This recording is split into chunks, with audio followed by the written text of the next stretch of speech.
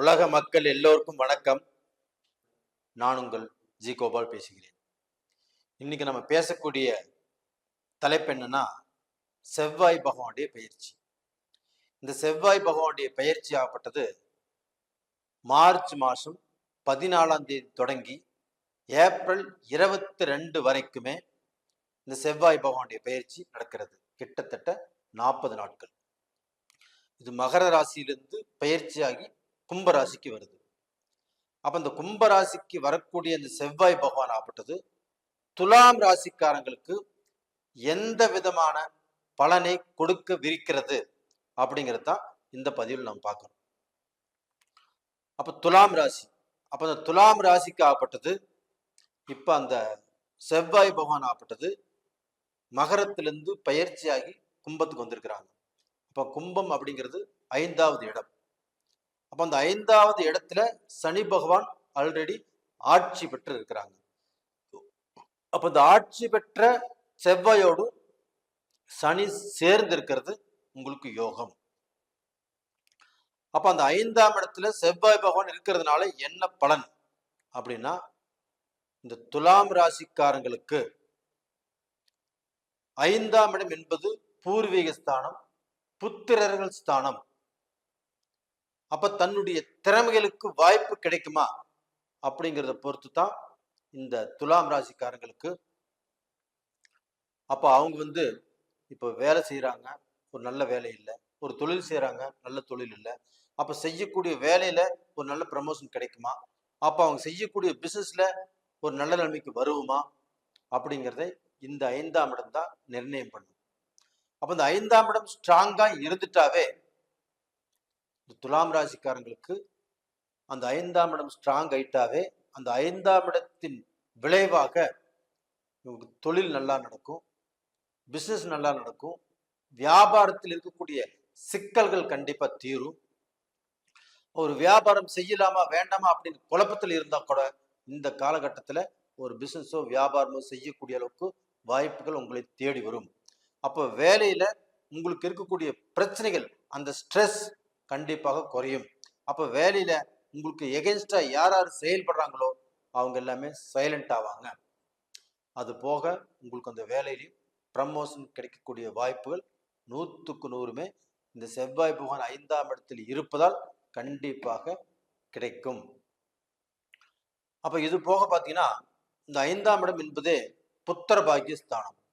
அப்போ துலாம் ராசியில பிறந்தவங்களுக்கு புத்திர பாக்கிய குறை, எனக்கு குழந்தை பாக்கியம் இல்லை, நான் எத்தனையோ கோயிலுக்கு போயிட்டேன், எவ்வளோ தெய்வத்துக்கு கும்பிட்டேன், எத்தனையோ இடத்துல ஜாதகமும் பார்த்துட்டேன், எனக்கு எதுலையுமே திருப்தி கிடைக்கலைங்க, எனக்கு ஜாதகத்து மேலே நம்பிக்கை இல்லாமல் போயிடுச்சு, எனக்கு எதுலையுமே நம்பிக்கை இல்லை, நடக்கும்போது நடக்கட்டும் அப்படின்னு விட்டுட்டேன் அப்படின்னு நினைக்கிறவங்களுக்கு கூட இந்த காலகட்டத்தில் இந்த செவ்வாய் பகவானுடைய பயிற்சியால கண்டிப்பாக உங்களுக்கு புத்திர பாக்கியங்கள் தடை இல்லாமல் கொடுக்கும். அப்ப அதில் இருக்கக்கூடிய தோஷங்கள் நிவர்த்தி ஆகும். அப்ப அந்த புத்திர பாக்கிய தோஷங்கள் நிவர்த்தியாகி உங்களுக்கு மருத்துவ ரீதியிலையோ இல்லை இயற்கையாகவோ இந்த கரு நிற்பதற்குண்டான காலகட்டங்கள் இப்ப வந்தாச்சு. அப்ப டோட்டலா பாத்தீங்கன்னா அந்த செவ்வாய் பார்க்கக்கூடிய ஸ்தானங்கள் எப்படின்னா, இப்போ துலாம் ராசிக்காருக்கு 5ஆம் இடத்திலிருந்து 4ஆம் பார்வையாக உங்களுடைய ராசிக்கு 8ஆம் இடத்தை பார்க்குறாங்க. அது போக துலாம் ராசிக்கு 11ஆம் இடத்தை பார்க்குறாங்க, 12ஆம் இடத்தையும் பார்க்குறாங்க. அப்போ அந்த 8ஆம் இடத்தை செவ்வாய் பகவான் பார்ப்பதால் அப்போ அந்த செவ்வாய் பகவானுடைய கதிர் வீச்சுகள் அந்த 8ஆம் இடத்துல விழுகிறதுனால கண்டிப்பாக உங்களுக்கு கண்டமோ தெண்டமோ இல்லை பெரிய பிரச்சனைகளோ வருவதற்குண்டான வாய்ப்புகள் இருந்துச்சு. அப்ப அந்த செவ்வாய் பகவானுடைய பார்வையினால அந்த ரிஷபராசியை செவ்வாய் பார்க்கறதுனாலையும் கண்டிப்பாக அந்த பாதிப்பிலிருந்து நீங்க வெளியில வர போறீங்க. அப்ப அந்த செவ்வாய் பகவானுடைய அனுகிரகம் ஆகப்பட்டது உங்களுக்கு அந்த 7ஆம் இடத்து ஆதிபத்தியம் பெறுவதாலையும் 2ஆம் இடம் தனஸ்தானத்தின் ஆதிபத்தியம் பெறுவதாலையும் உங்களுக்கு அந்த செவ்வாய் பகவான் 8ஆம் இடத்தை பார்க்கறதுனாலையும் கண்டிப்பாக உங்களுக்கு வரக்கூடிய அந்த கண்டங்கள், தெண்டங்கள், விரயங்கள், நம்ம கடன் வாங்கிட்டு ஊர் விட்டு போறது, கடன் பிரச்சனைகள், வம்பு வழக்கு பிரச்சனைகள், இதில் இருக்கக்கூடிய பிரச்சனைகள் ஆப்பட்டது தீரக்கூடிய வாய்ப்பு இருக்குது. இதே இந்த செவ்வாய் பகவான் ஆப்பட்டது 11ஆம் இடத்தையும் பார்க்கிறாரு துலாம் ராசிக்கு. அப்ப அந்த 11ஆம் இடத்தை பார்க்கறதுனால துலாம் ராசிக்காரருடைய வாழ்க்கையில இதுவரைக்கும் எனக்கு தொழில் சரியில்லை, எனக்கு தொழில் திருப்தி இல்லை, நான் எவ்வளவு முட்டுவலி போட்டாலும் எடுக்க முடியல, எவ்வளவு இன்வெஸ்ட் பண்ணாலும் எடுக்க முடியல, எனக்கு வேலையாட்கள் சரியாக நிலைக்க மாட்டேங்கிறாங்க, எத்தனை பேர் வேலைக்கு வந்தாலும் நான் அடுத்தவங்க செய்யக்கூடிய வசதிகளை விட நான் நல்ல வசதிகளை செஞ்சு கொடுக்குறேன், அப்படி இருந்தும் ஒரு திருப்தியா எனக்கு வேலையாட்கள் கிடைக்க மாட்டேங்கிறாங்க, நிக்க மாட்டேங்கிறாங்க. அப்ப இந்த மாதிரி ஆதங்கங்களாகப்பட்ட அவங்களுக்கு கண்டிப்பாக குறையும். அப்போ அந்த ஆதங்கங்களாகப்பட்டது நம்ம தொழில நல்லா வரல அப்படிங்கிற ஆதங்கங்களாகப்பட்டது இருந்தாலுமே அந்த ஆதங்கத்துக்கு இப்போ ஒரு பரிகாரம் உருவாகும். அப்ப டோட்டலா பாத்தீங்கன்னா இவங்களுடைய அந்த வெறி, அந்த இன்ட்ரெஸ்ட், நம்ம தொழில எப்படியாவது சாதிக்கணும், நம்ம சம்பாதிக்கணும், நம்ம நல்ல பொசிஷனுக்கு வரணும் அப்படின்னு நினைச்சு இவங்க வாழ்க்கையில தோத்து தோத்து தோத்து தான் போனாங்க. இப்போ அப்படி சலிச்சு போய் நடக்கிறது நடந்துட்டு போட்டு அப்படின்னு விட்டாச்சு. அப்படி இல்லை வாழ்க்கை. நீங்க மீண்டும் அதை எடுத்து செய்தால் நல்ல நிலைமைக்கு வரக்கூடிய வாய்ப்பு உங்களுக்கு உருவாகும். அப்ப இந்த செவ்வாய் பயிற்சி ஆப்பட்டது 11ஆம் இடத்துல அந்த செவ்வாய் லாபஸ்தானத்தை பார்க்கறதுனாலையும், அந்த செவ்வாய் ஒரு வேரமான கிரகம், ஒரு பார்க்க போனா ரத்தம் சம்பந்தப்பட்ட கிரகம். அப்ப அந்த ரத்தம் சூடாகும். அப்ப அந்த ரத்தத்துல பார்க்க போன செவ்வாய் பகவானுடைய பார்வை படுறதுனால உங்களுக்கு பார்க்கணும் ஒரு வீரியம் வரும். அப்ப அந்த வீரியம் வர்றதுனால கண்டிப்பாக நீங்க எந்திரிச்சு நின்று எதை செய்யணும், எதை செய்யக்கூடாது, எதை செய்தால் நல்லா இருக்கும் அப்படின்னு நல்லா கணிக்கக்கூடிய சக்திங்கிறது உருவாகும். அது போக தொழிலில் ஒரு ப்ரமோஷன் கிடைக்கக்கூடிய வாய்ப்புகள் இருக்குது.